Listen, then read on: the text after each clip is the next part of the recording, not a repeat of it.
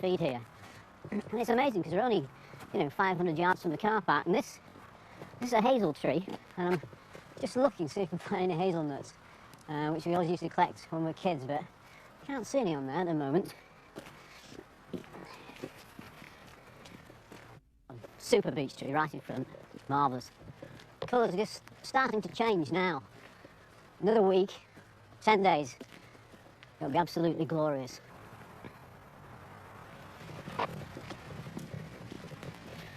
If you look at this rock here, you can see how smooth it is, and that's, believe it or not, it's been polished by ice.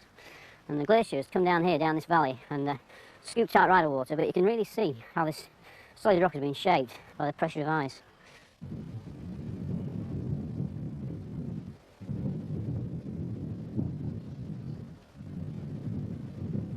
There's an alder tree there. Well, this is an alder tree here, and they love these swampy areas, wet areas, live next to streams and lakes. They love that. And the reason they're good for gunpowder is that when you make charcoal out of these trees, charcoal is very, very fine, and it mixes excellently with the saltpeter and sulphur, and makes a really high class of gunpowder.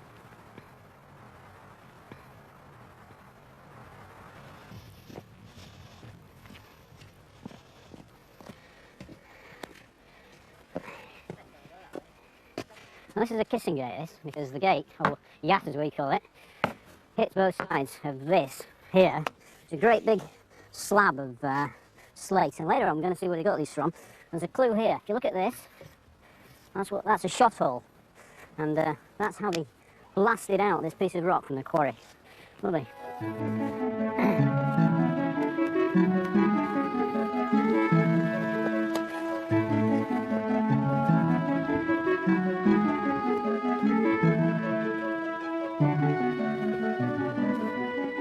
It amazes me actually, when I'm doing this walk, or any walk, I often keep my eye on the ground, and even though hundreds, thousands of people do this walk every summer, it's very popular, so always keeping your eye open is always worthwhile. And just a couple of years ago, a friend of mine, who's a local headmaster at a primary school, is out with a group of children, and one of the kids picked up a piece of stone and said, "Oh, I've got a stone axe here, master," whatever, teacher, and he said, "No, it won't be a stone axe." And the child, even though thousands of people have walked on this path, picked up an absolute perfect specimen of a stone axe, polished stone axe from Langdale Stone Axe Factory, something like 5,000 years BC. So it's always worth keeping your eye open.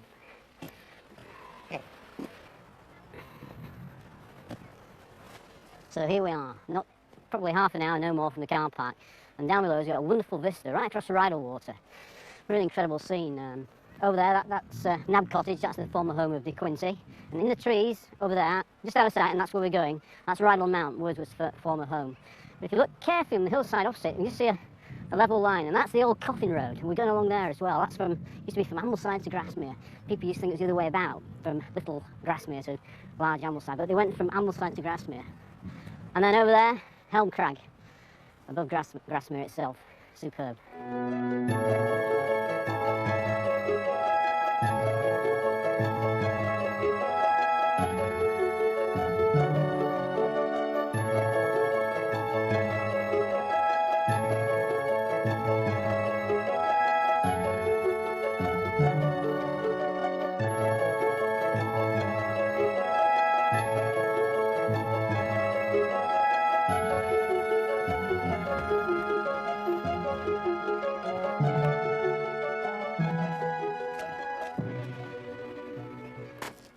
I don't know if you can hear that now below my feet, that tinkling noise, that's Slate Quarry waste, actually. And that's because we're just about to go to Rydal Caves, which are former slate quarries.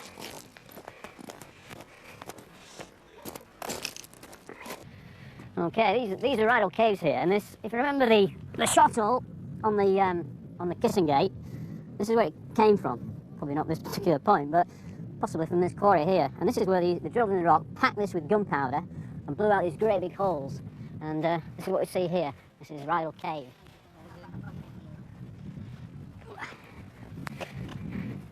And these are Rydal Caves. It's an old slate quarry, but you can see it's quite abundant. Some of the abside. It's quite an adventure area for everyone, really. Originally, this is what they called a close head, and it was a really huge underground chamber from where they extracted the slate. And this slate would go to the houses of Ambleside or Grasmere.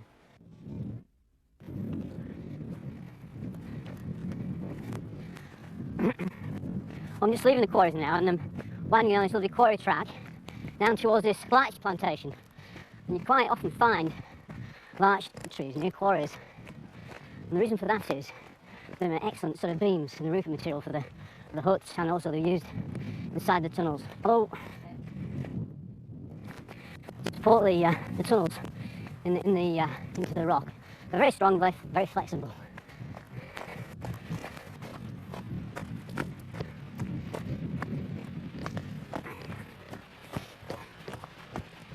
Now here you can see the cleavage in the slate. You see these very straight faces on the slate. That's the slaty cleavage. And this, in fact, is another of these big quarries, a close-head slate quarry.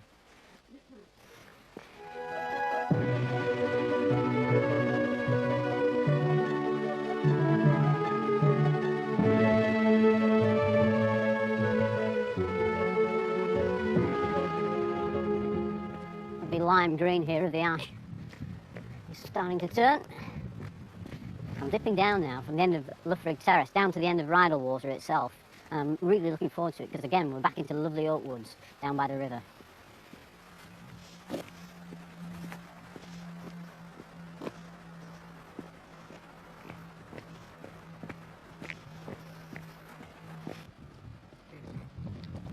Okay, we're dropping down now to the low-level path by the lake shore, and I actually describe that as an alternative way to this high-level route, but equally lovely. But I like the high-level route. I like looking at the quarries. This is about the nearest point we get to Rydal Water, and we're just about going to lovely oak woods here, smashing oak woods. But it's a good place for a picnic here, or on a hot sunny day you can always jump in and have a swim. Mind you, it's always pretty cold, but really love the view now out across Rydal Water.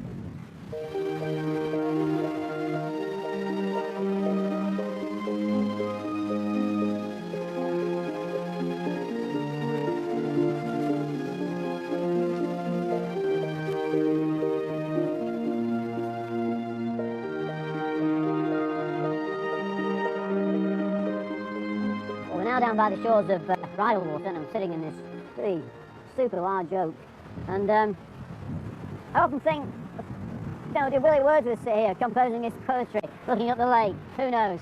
It's rather gusty and blowy at the moment, but one of the things about this particular walk is that it's ever changing. Every season is different. We're just coming to autumn now, the colours are just beginning to change, but when we go into winter, you know, this little lake can be covered in thick ice, and all around us can be white with snow, and then spring again is another season, and then we have the greens of summer. So it's an ever-changing scene, and this is one of the great things about this walk, a walk for all seasons.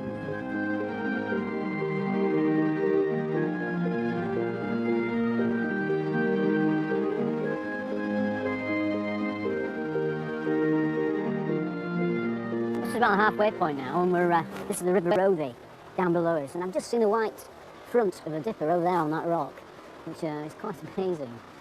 I'd love it to come and dive in the river here in front of us and walk along the bottom. It can be quite a sight. There is a family of dippers follow this section of the river. And just above us now is Rydal Village and Rydal Mount, the former home of Wordsworth, and that's where we're going to go.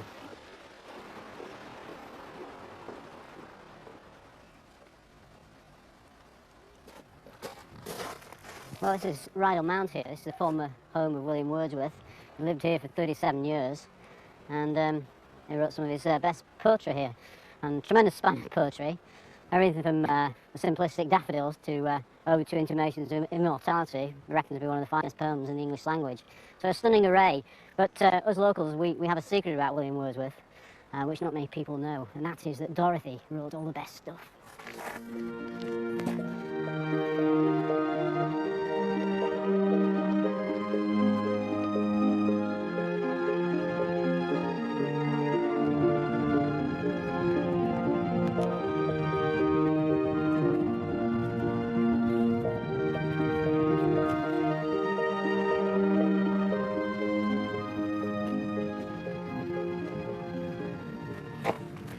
Well, this is a good place for a stop. Lovely view across Nab Cottage. And this is where they used to, this is the coffin route we're on, and this is where they used to actually lay the coffins and have a rest from carrying them when they carried the coffins from Ambleside to Grasmere. So, but I find it very comfortable actually.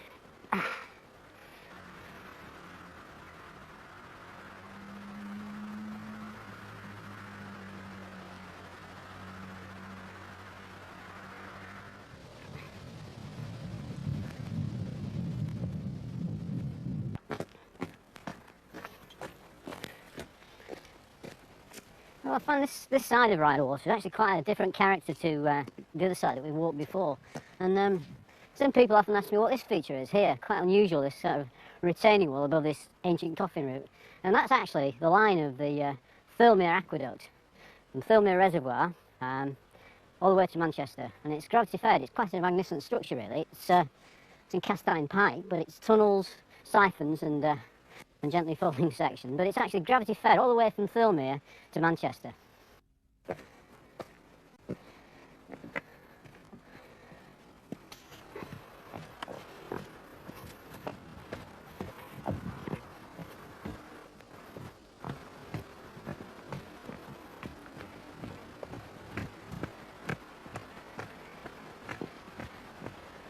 This bleach white tree here, it's actually a dead elm. It's an old cherry. Lots of exotic trees around here.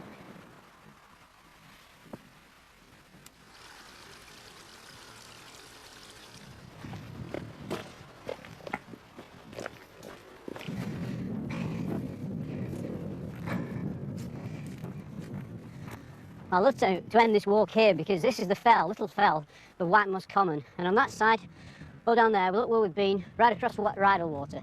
But if we just go this way, just a little way,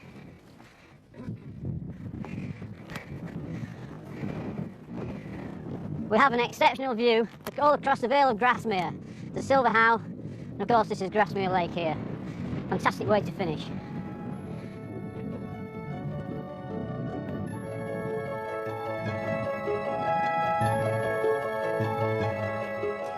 Okay, we're coming to the end of the walk now. We're just dropping down the road to back to the car park. It's been an incredible walk of contrast of woods, of open fell, past a bit of history, Rydal Mount where Wordsworth used to live, and we've seen the changing autumn colours. And really, it's one of the better sort of medium to eat short length walks you can find in the Lake District.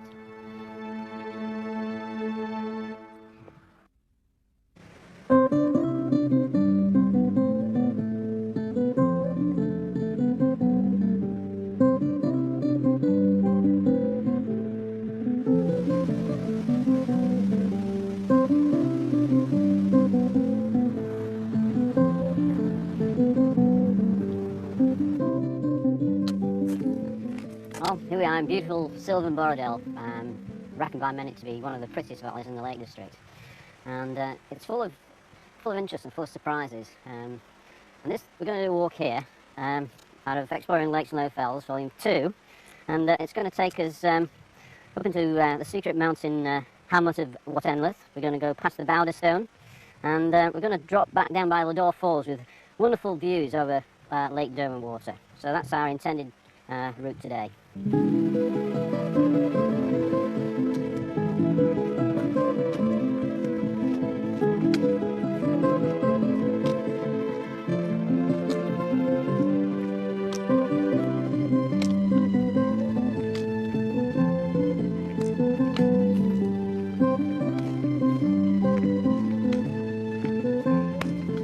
Well, it's a bit of a surprise. It's actually raining in Borrowdale. I'm sure it's only a light shower, but typical sort of mixed woods here. We can see the oak trees and the silver birch, just nicely changing colour.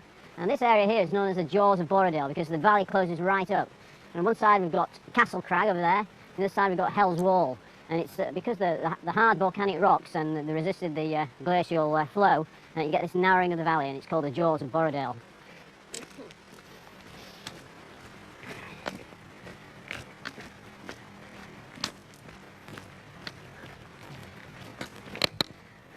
Well, this is the Bowderstone. It's a fantastically huge chunk of rock, and it's actually just balanced on a knife edge.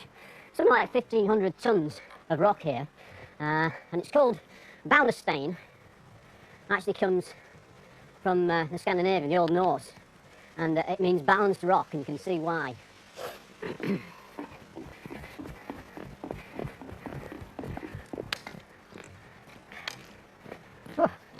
Well, I took the easy way, but hi, Jessica. All right. Long time no see. What were you up to? Yeah, just had a little climb there. Wow, what up here? There's overhanging crag. Yeah, you just kind of skip through there. Oh, it's absolutely unbelievable. So Yeah, it's a nice climb that one. that's obviously very difficult. Yeah, it's very difficult on that one. What sort of grade would you give I that? think that one's about 6C. 6C, crikey. And Borrowdale, it's a good valley for climbing, is it? Oh, beautiful valley. Yeah, yeah, really good for climbing. Excellent. Well, actually, I have a theory about this, the bow of this. Is that right? Yeah, as always. But in books, you know, it says it's been dumped here by a glacier. But if you go up onto that crag up there, which is called Hell's Wall, and I'm sure you must have climbed up there, there's actually a place in the rock, a corner, which I'm absolutely certain that this has fallen out of the corner and rolled down to this point. Do you know you can actually shake hands underneath it? Oh, yeah? Yeah, I'll show you.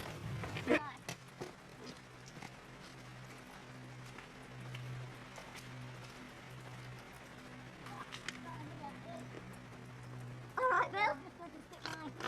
All right, mate. Yeah. Yeah, it's a good one, man.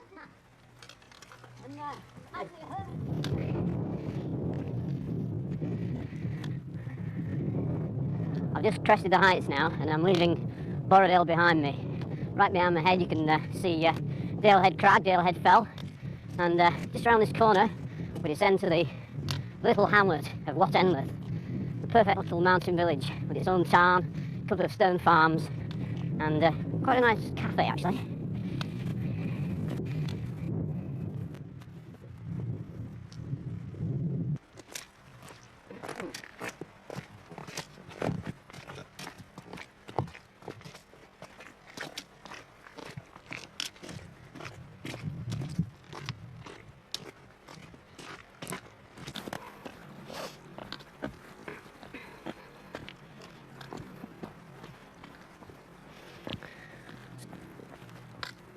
The rocks are very slaty here actually, and quite slippery when they're wet.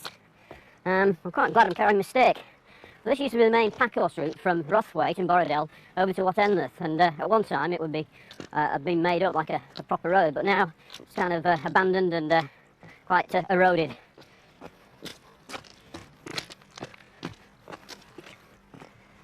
Right, it's a lovely stone here. It's not actually being placed there geologically, if you like. It's well, naturally. It's actually a gate stoop, and there's been a gate across here to keep the beasts, the sheep down in Wat Enlith. Well, and there we see it. A cluster of farmhouses, and smashing sight, really. Kind of a tranquility about it all, and here we are. We've finally arrived at lovely Wat Enlith.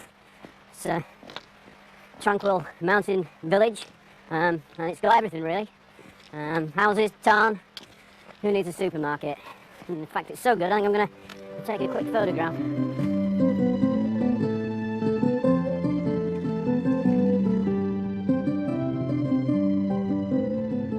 The important thing, I think, in photography is to get the light. And it's just that fleeting moment that you're trying to capture. And it's not too bad now.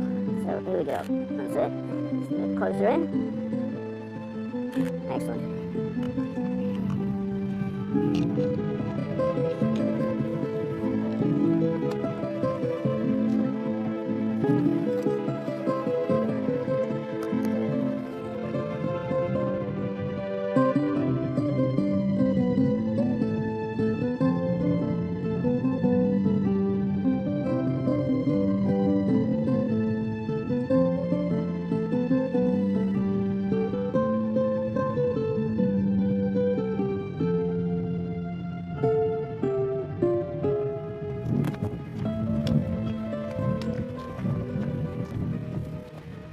Smashing little town here.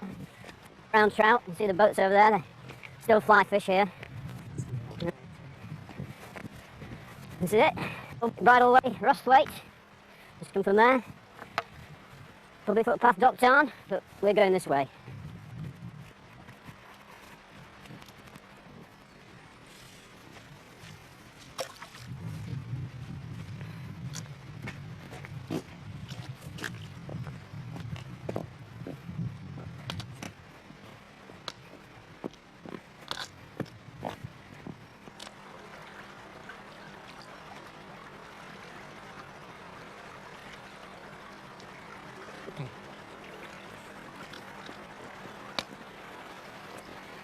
Well, here I am at the Packhorse Bridge at Wat Enlith. This is about the halfway point of the walk, I guess. And it's a typical Lakeland Packhorse Bridge. See here, this is a stone arch, and it's all natural materials. It's actually the weight of the bridge that holds it in place, and it's very ingenious, really. And you don't find any concrete in these bridges; they don't need it.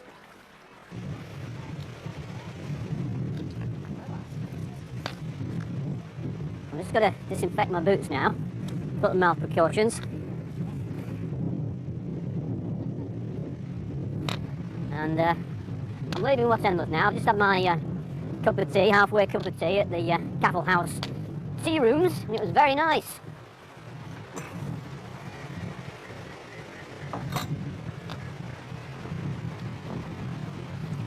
I'm really excited about this next section of the walk, because we go right down by this lovely river here, this beck, and down into the Oakwoods of Lodore Falls. And the falls should look magnificent today with all this water in the beck. It's a really good section.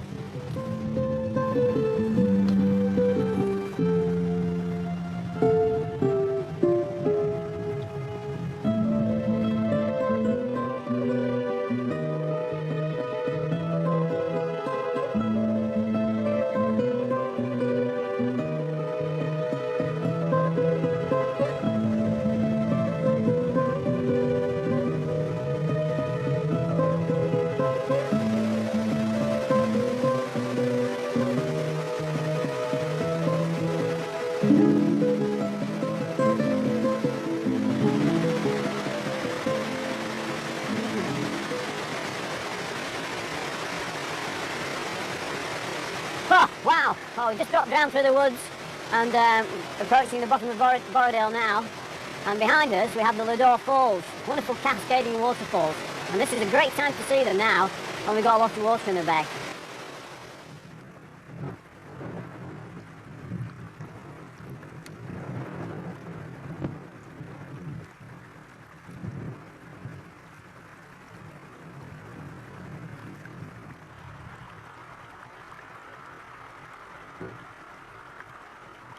We're entering Grange Village now. I don't know how old this village is, but just beyond it, the River Derwent splits into two, and it's a natural ford or crossing point for the river. So it could be very old, it could be even Norse, who knows. And the buildings here are made of this lovely sea green slate, Borrowdale slate. This is the church here, and you can really see the colour in the church. This is what we call a stone fence, made of slabs of slate. Lovely colour.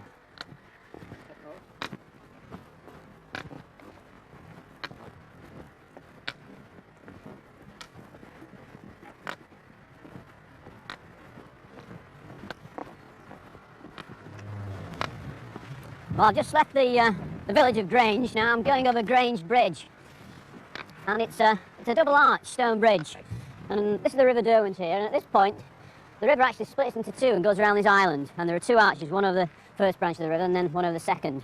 And as I look down into the lovely clear water, you can see all the autumnal leaves being washed down the river. It's been showering a bit. I had to put waterproofs on, but it's not been too bad, and we're on the last leg now. Well, I finished our Borrowdale walk, and here I am now looking out over Derwent Water, across to the Vale of Bassenthwaite, up to mighty Skiddaw Mountain. And some people say that Borrowdale is the most beautiful valley in England, and who am I to disagree with that? But a fantastic walk. We walked from the Bowerstone car park along the quarry track to the huge Bowerstone. We walked up through the woods to follow the bridle way from Rosslade over to the stone hamlet of Whatendleth. Then gone on down the river, followed down by Lodore Falls, spectacular falls, especially when they're in spate. And then we've gone across the fields now, down below us, just above the head of Derwent Water. And then on to the hamlet of Grange, over the bridge, and back up to the car park. One of the great little walks of the Lake District.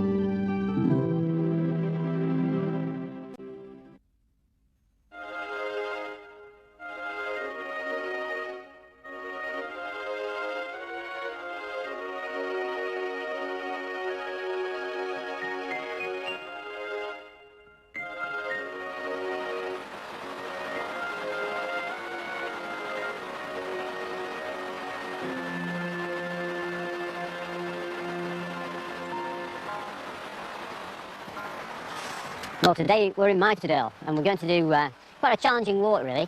Goes from this very secluded valley, sandwiched between Wasdale to the north and Eskdale to the south. and we're going to rise up onto Burn Moor, where there's lots of relics of prehistory. It's a very remote and interesting area, and it's from Volume 1, Lakes and Low Fells, and it's walk number 24. It's called Mythodell and the Stone Circles of Burn Moor, and in actual fact there are 5 stone circles hidden up on the moor, so there's a lot to see.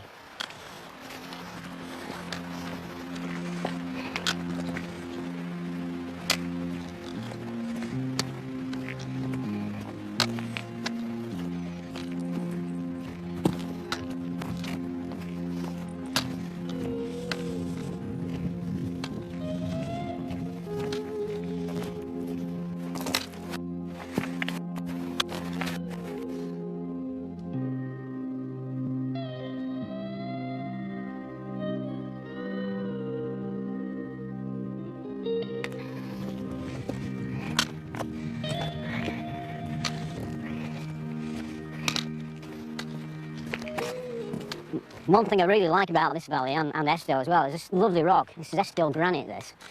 And it's lovely pink, crystalline rock. And I guess it's pink or red colour from the hematite, the iron content. And there are some iron mines over in Eskdale, actually.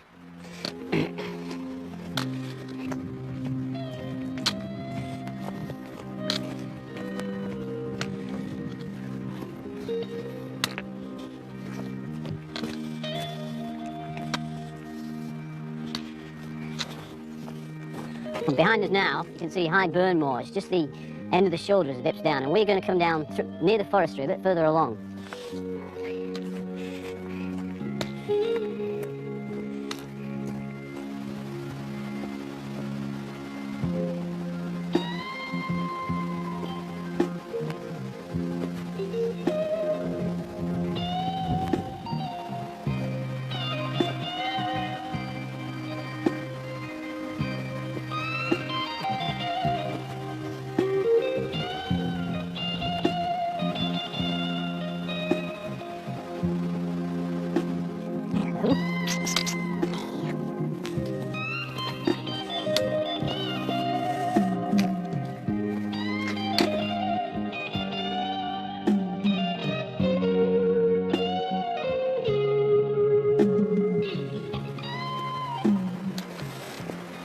This sign always amuses me.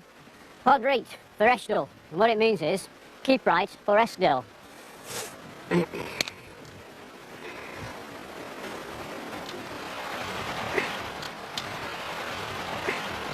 Well, this is a young River Mite here, which winds its way in a couple of miles down to Ravenglass and joins the River Esk and the estuary there.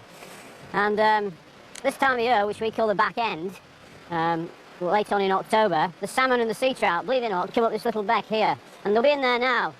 I haven't seen any, but they will be. But sometimes you can go across here on these stepping stones, but today the water's very high, so we'll go up to a footbridge a bit further on.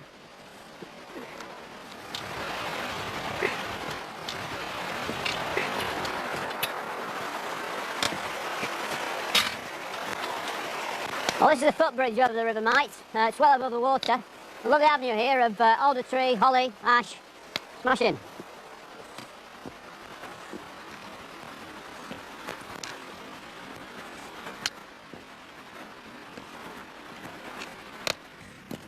Well, here we can see, this is a pink granite outcropping here on the track. But if you look carefully, there's other rocks here. And this, I think, this darker rock here, is Coniston limestone. If you look carefully in this particular piece, I think that may well be fossilised coral. And I have other evidence of this further up the valley, and I'll talk about it as we get higher up.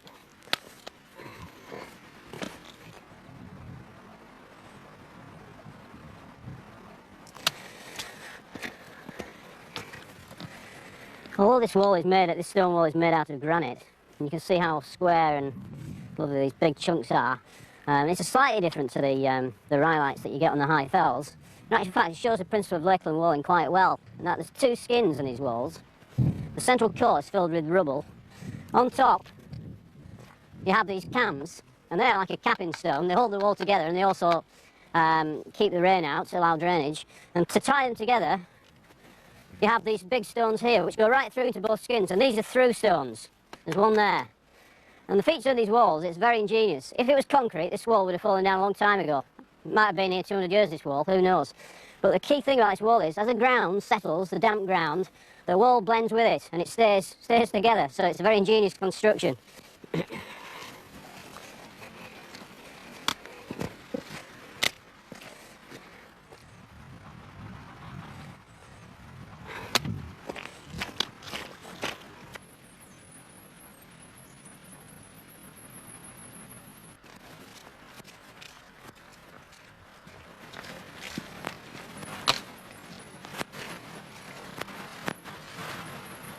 I'm actually stood under a huge sycamore here, and I can hear the tweetings of the birds. I think the tits, I think the great tits. In actual fact, the whole canopy, the whole roof of leaves is covered in tits. Amazing.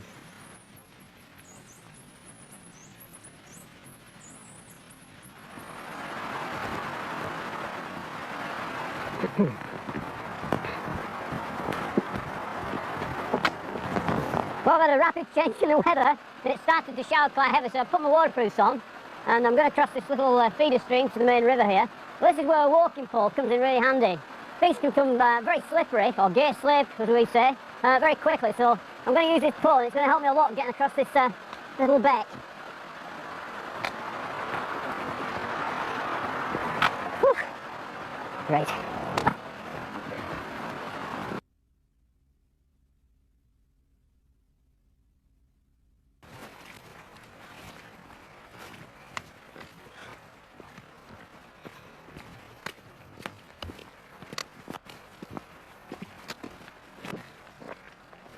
We're leaving the valley behind now, we're rising above all the oaks, the sycamores, and we're going to the head of the canyon, head of Miterdale, which is really quite wild and very interesting.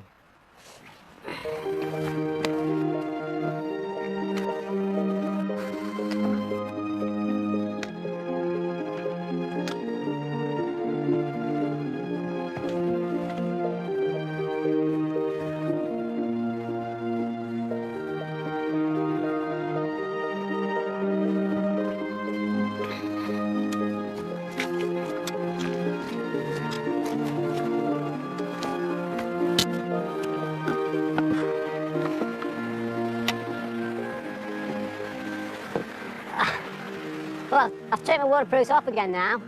It's kind of eased up. Quite a bit of cloud coming down, but it's not too bad. A heavy rain stopped. And I think that's part of the like walking the lakes, really. You have to be flexible, have the right gear, and be prepared to put your waterproofs on when needed, take them off when you don't need them. And we're entering the confines now, the upper section of Miterdale. You can see how the valley's closing in, and it's quite a desolate scene. And if the mist was clear, you can actually see Scawfell behind us, one of England's highest tops, just beaten by Scawfell Pike beyond it.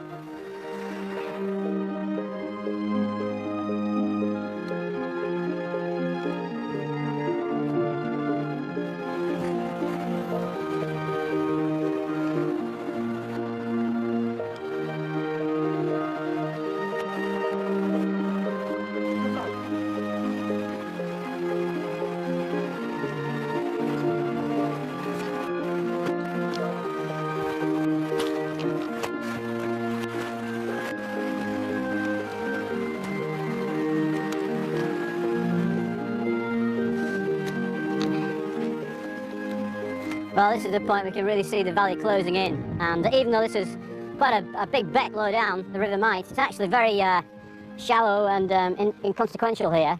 It's almost disappeared, and in dry conditions the river actually goes underground, and this is where I think it's underlain by the Coniston limestone.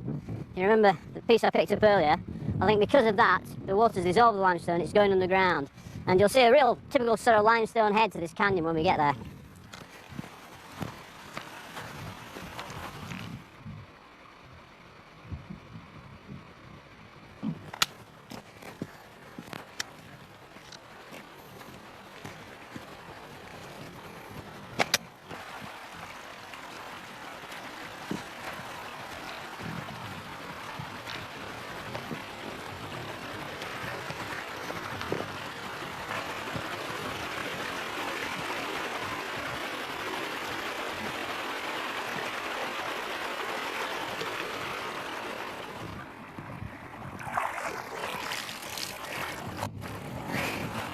Now, top, I'll never fly again.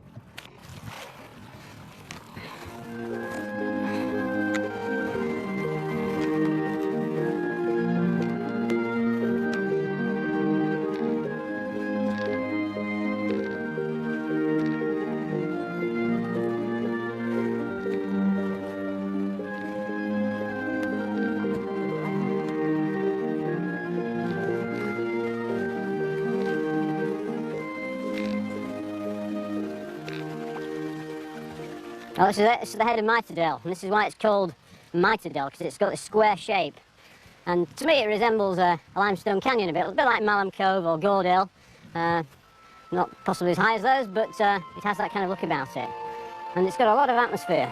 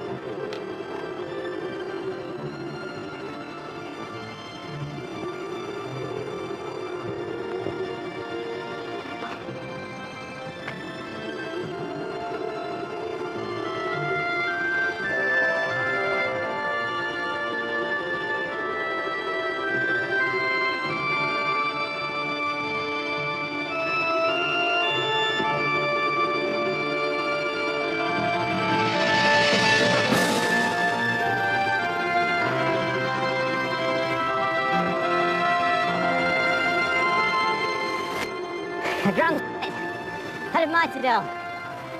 Two tremendous waterfalls, and you can go up that way up there, but I prefer it this way, up through by the rowan trees.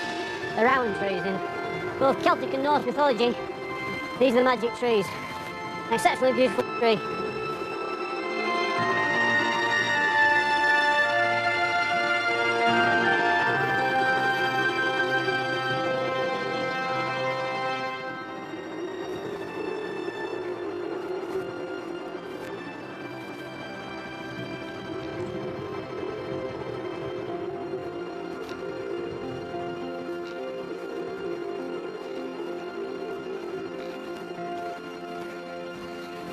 Well, we've left the roaring waterfalls of Miterdale behind us, and we're coming up onto the wild moors of Burnmore.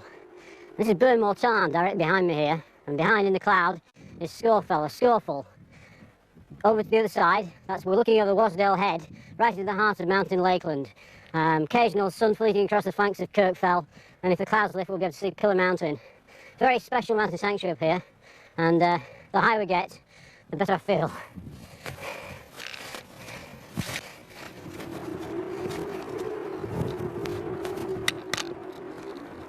Well, this is the point where we've risen from the moor. We're going to join this track now, which we rise up this track and we circumnavigate Bow Tow. And then we come across some very interesting relics of prehistory. But what a position already. Behind us we've got the old Burnmore Lodge and Eskdale Fell over there. And down below in the hollow, this is the old Coffin route, which actually stretched from Wasdale Head over to the concentrated ground in Eskdale. And there's lots of ghost stories about that route. I must admit I've never seen one, but there you are.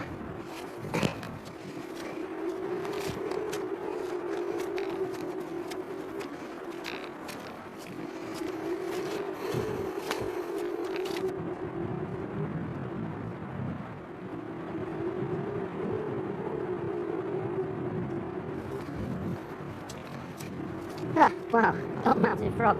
Ah, wonderful colours. Oops. Look at that, you can hardly tell this from the brown grass or the bracken. Anyway, we'll pop it back, we won't disturb it. Isn't that fantastic?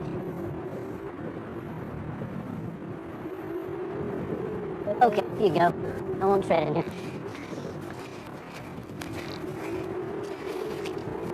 Well, as we walk across this desolate moor now, Burnmore, it's called Burnmore because they used to dig peat here and burn it down in Eskdale.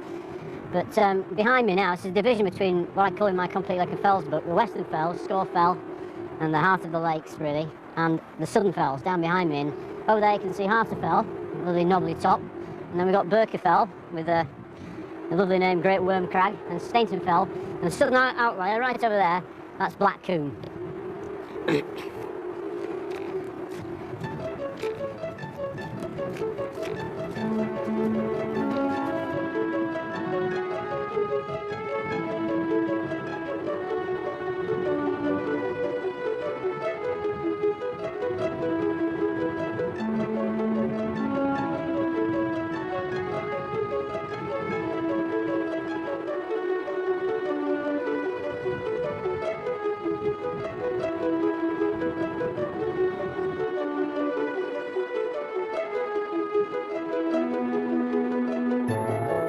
I'm just entering the stone circle here, and right in the centre, this is a burial cairn, right in the middle of the circle, and there are actually 5 stone circles here on Burnmore.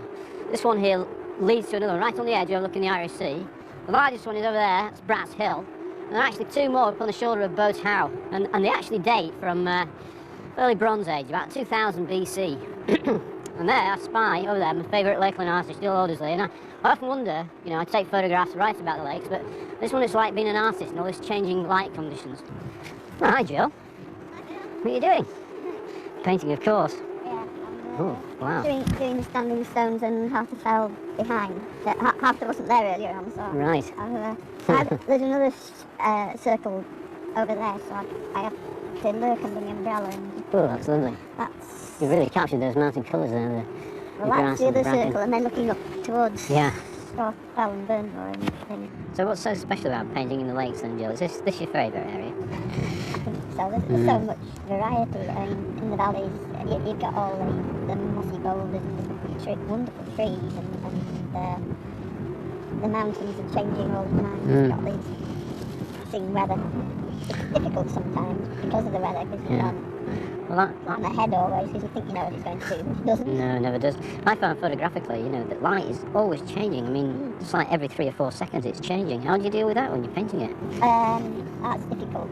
Actually, the sort of murky grey days are sometimes the easiest. Yeah, constant light. The most difficult are the really bright, exciting, sharply detailed days that have sun and cloud changing all the time. So one thing's in silhouette and then it's lit up. And the details crisp at all levels. Today, although you've got problems with changing light, you've got very distinct distance, middle ground and foreground. Right. So intensity, which helps. So at least you haven't got distant detail fighting the foreground detail when you get a really bright day.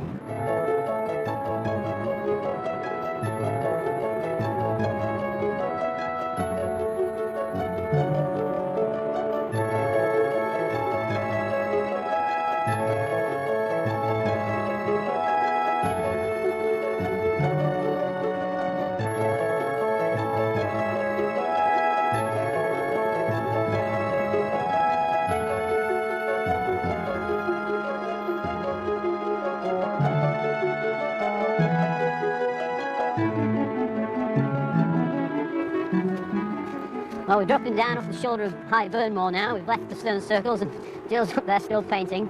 And down below us now, out there is the Irish Sea. Lovely setting westerly sun on it, lovely silvery light. And you see the outline of Muncaster Fell. And before long we'll be taking the steep descent back into Miterdale itself.